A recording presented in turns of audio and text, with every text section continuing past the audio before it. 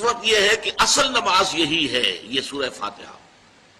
چنانچہ میں آپ کو حدیث سنا رہا ہوں جو صحیح بخاری میں بھی ہے، صحیح مسلم میں بھی ہے، جامع ترمذی میں بھی ہے، سنن ابی داود میں بھی ہے، سنن نسائی میں بھی ہے، اور بہت سی کتابوں میں موجود ہے۔ اور یہ عن عبادہ بن صامت رضی اللہ تعالی عنہ، حضرت عبادہ بن صامت سے ہے مرفوعا کہ حضور نے فرمایا لا صلاۃ لمن لم یقرأ بفاتحۃ الکتاب، اس شخص کی کوئی نماز نہیں ہے جس نے کہ سورہ فاتحہ کی تلاوت نہیں کی۔ اب اس سے ہمارے ہاں ایک بڑا اختلاف پیدا ہوا، وہ نوٹ کر لیجئے۔ ایک رائے یہ ہے آپ اگر علیحدہ نماز پڑھ رہے ہیں تو ظاہر بات ہے کہ آپ کو ہر رکعت میں خود پڑھنی ہی پڑھنی ہے سورہ فاتحہ۔ جب باجماعت پڑھ رہے ہیں اب کیا شکل ہو؟ امام پڑھ رہا ہے سورہ فاتحہ تو کیا مقتدی کو بھی پڑھنی چاہیے؟ اس حدیث میں جو الفاظ کی شدت ہے اس کی بنا پر رجحان یہ ہوتا ہے کہ یقیناً اس صورت میں ہر شخص کو لا صلاۃ لمن لم یقرأ بفاتحۃ الکتاب، جس نے کہ فاتحہ کی تلاوت نہیں کی، قرأت نہیں کی، اس کی کوئی نماز ہی نہیں۔ تو یہ موقف ہے امام شافعی کا، یہی مسلک ہے ہمارے اہل حدیث بھائیوں کا کہ آپ چاہے اکیلے نماز پڑھ رہے ہو، چاہے امام کے پیچھے پڑھ رہے ہو، اور چاہے امام جو ہے وہ جہری رکعت پڑھا رہا ہے اور چاہے سری رکعت پڑھا رہا ہے۔ خاموشی والی رکعت سورہ آپ کو معلوم ہے کہ نماز جو ظہر اور عصر کی ہے تو چاروں رکعتیں جو ہے وہ سری ہے، مغرب کے اندر آ کر دو جہری ہیں ایک سری ہے، عشاء میں آ کر دو جہری ہیں دو سری ہیں، سورہ اور نماز فجر کے اندر دونوں جو ہیں وہ جہری ہیں۔ تو چاہے جہری ہو چاہے سری ہو آپ کو بھی لازماً جو مقتدی ہے اسے بھی سورہ فاتحہ پڑھنی ہوگی۔ اب اس کے لیے انہوں نے یہ طریقہ جو ہے تلقین کیا ہے کہ امام تیزی سے نہ پڑھے، رک رک کر پڑھے الحمدللہ رب العالمین، اس کے بعد اتنا وقفہ دے دے کہ جو مقتدی ہے وہ بھی کہہ لے اپنے دل میں یا پڑھ لے الحمدللہ رب العالمین الرحمن الرحیم۔ تو یہ رک رک کر پڑھنا، خاص طور پر اگر آپ کو موقع ہوا ہو کسی اہل حدیث امام کی امامت میں نماز ادا کرنے کا، تو آپ دیکھیں گے کہ بڑا فرق ہے۔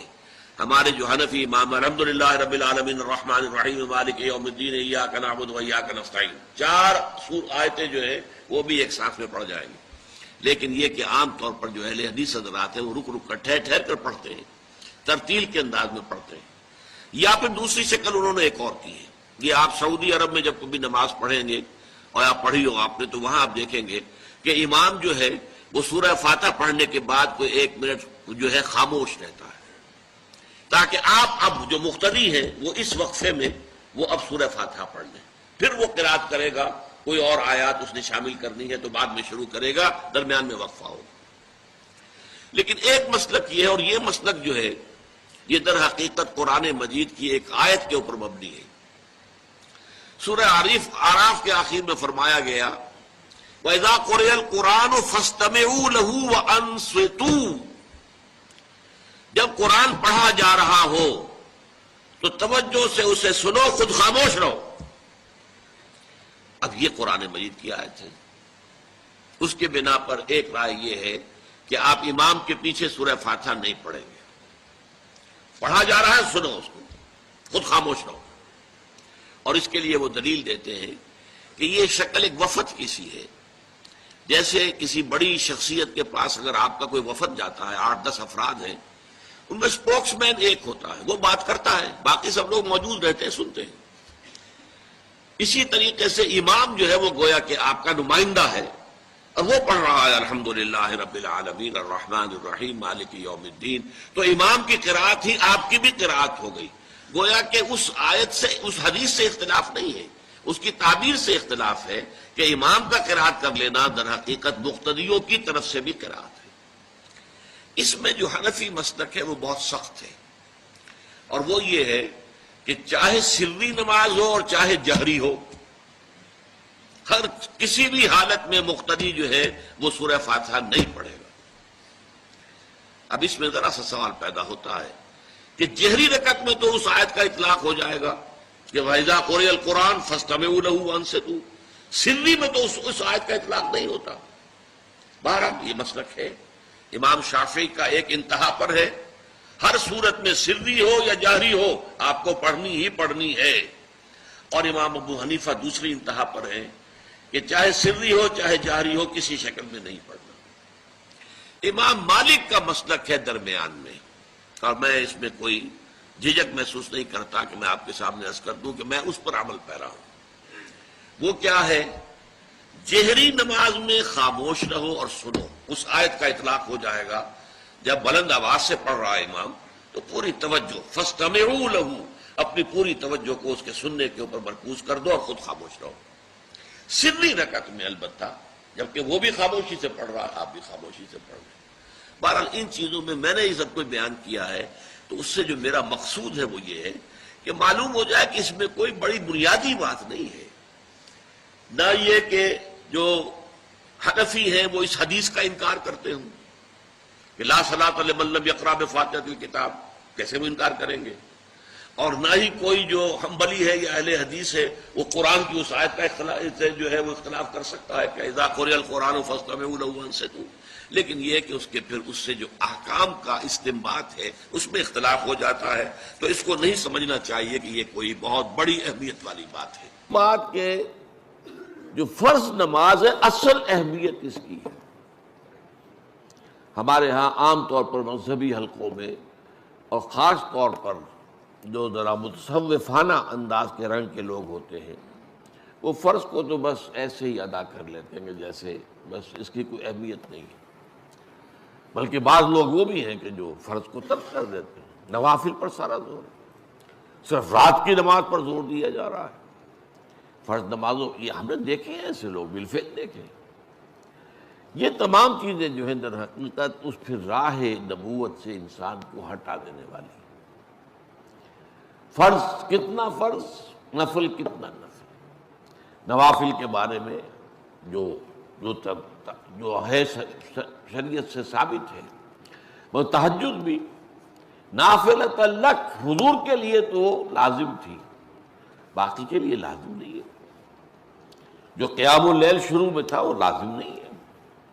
ہاں رمضان مبارک میں اس کی تشویق ہے، ترغیب ہے، وہ خاص ایک مہینہ ہے، اس میں دن میں کھانا پینا جو ہے وہ حرام کیا گیا، تو رات کو 2/3 رات یا 1/3 کم سے کم 1/3 رات جاگو اللہ کے قرآن کے ساتھ، اللہ کی کتاب کے ساتھ۔ تو یہ اصل میں جو توازن ہے یہ جو ہے بہت ضروری ہے۔ ارأیت اذا صلیت الصلوات المکتوبات، حضور آپ نے دیکھا، غور فرمائیے کہ اگر میں جو فرض نمازیں ہیں وہ ادا کروں۔ اب مثلا ایک حدیث مجھے اور یاد آئی، فرض نماز کی اہمیت کو بیان کرنے کے لیے حضور نے فرمایا جس شخص نے عشاء کی نماز بھی جماعت کے ساتھ ادا کی اور پھر فجر کی نماز بھی جماعت کے ساتھ ادا کی، اس کے لیے پوری رات کا قیام لکھ دیا جائے گا۔ فرض کی یہ اہمیت ہے۔ تو اذا صلیت المکتوبات صلوات المکتوبات وصمت رمضان، اور میں روزہ بھی رمضان کے روزے رکھ لوں، باقی روزہ رکھنا آپ کی مرضی پر ہے، رکھیں ٹھیک ہے، لیکن وہ جو لازم نہیں ہے۔ نجات کے لیے لازم جو بیس لائن ہے وہ جو عبادات فرض، اس کے بعد جتنا آدمی اضافہ کر سکے، حالات کو بھی دیکھے۔ بعض حالات ایسے ہوں گے کہ اس میں اصل اہمیت جہاد کی ہو جائے گی، قتال کی ہو جائے گی۔ اب ایسا حال بھی ہو سکتا ہے کہ اسلامی نظام قائم ہے، اسلامی حکومت قائم ہے، نظام خلافت قائم ہے، تو اب قتال کا معاملہ جو وہ حکومت کے ذمہ ہے، حکومت انتظام کرے گی۔ اگر کہیں 10,000 آدمی چاہیے، 10,000 آدمی نکل آئے چل جانے کے لیے، تو باقی آرام سے گھر میں سوئیں یا نوافل پڑھیں، ساری رات کھڑے رہیں، ٹھیک ہے، یہ تقرب بالنوافل کا موقع ہوگا۔ لیکن اگر اللہ کا دین جو ہے وہ مغلوب ہے، پامال ہے، اسے پاؤں تلے رودا جا رہا ہے، شریعت کی دھجیاں بکھیری جا رہی ہیں، اوامر کا استہزاء ہو رہا ہے، اور جو منکرات ہیں ان کی تبلیغ ہو رہی ہے، اس وقت آدمی نوافل میں لگا رہے، وہاں تو فرض ہو جائے گا امر بالمعروف نہی عن المنکر، جہاد، اس کی جو بھی تقاضے ہوں، اس وقت سارے تقاضے اس کو بیان کرنے کا موقع نہیں ہے، اس اصل شے وہ ہوگی۔ اس فرض کو ترک کر کے نوافل میں لگیں گے تو یہ نوافل منہ پر دے مارے جائے. اس کو بہت زیادہ نمایاں کرنے کے لیے میں مثال دیتا ہوں کہ ذرا سوچئے. جب دامن احد میں معرکہ جاری تھا اور صحابہ کی جان پر بنی ہوئی تھی، خود حضور کی جان پر بنی ہوئی تھی، آپ کو معلوم ہے آپ زخمی ہوئے ہیں اور اتنا خون آپ کا بہہ گیا ہے کہ آپ بے ہوش ہو گئے ہیں اور خبر اڑ گئی کہ آپ کا تو انتقال ہو گیا، شہید ہو گئے.